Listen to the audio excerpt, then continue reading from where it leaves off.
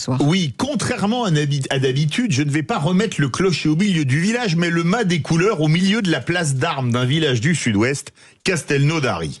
Pourquoi Castelnaudary? Pas pour vous parler cassoulet, mais pour saluer une très belle initiative prise par la Légion étrangère dont toutes les recrues passent par le 4e régiment étranger basé dans la ville pour faire leur formation.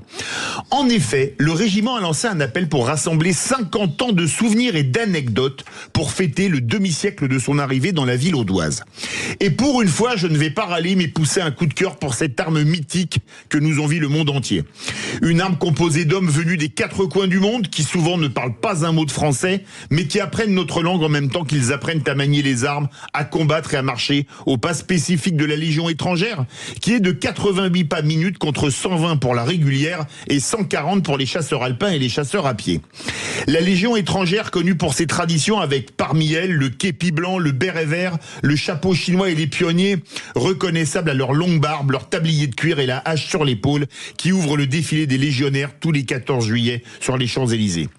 La Légion étrangère connue pour ses chants comme, évidemment, le boudin, réservé avant tout aux Alsaciens, Suisses et Lorrains, puisque les Belges seraient des tireurs au cul. La Légion et ses batailles mythiques avec, pour commencer, Cameron, où tomba le capitaine d'Anjou, dont la main est gardée religieusement à Aubagne. Cameron, où 65 légionnaires, dont 3 officiers, résistèrent une journée entière à plus de 2000 Mexicains.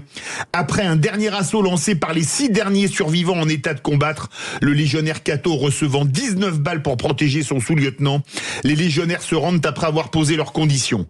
Des conditions reçues par l'officier mexicain par ces mots: « On ne refuse rien à des hommes comme vous ». Tandis que le colonel Milan dira en voyant les survivants: « Mais ce ne sont pas des hommes, ce sont des démons ». On ne citera pas toutes les autres batailles de Narvik à Colvézi en passant par Dien Bien Phu, mais on souhaite tout le meilleur au commandant David. Je n'ai aucun lien de parenté avec lui, soit dit en passant, chargé de regrouper ses souvenirs, et à son chef de corps, le colonel Delumeau. Vive la Légion.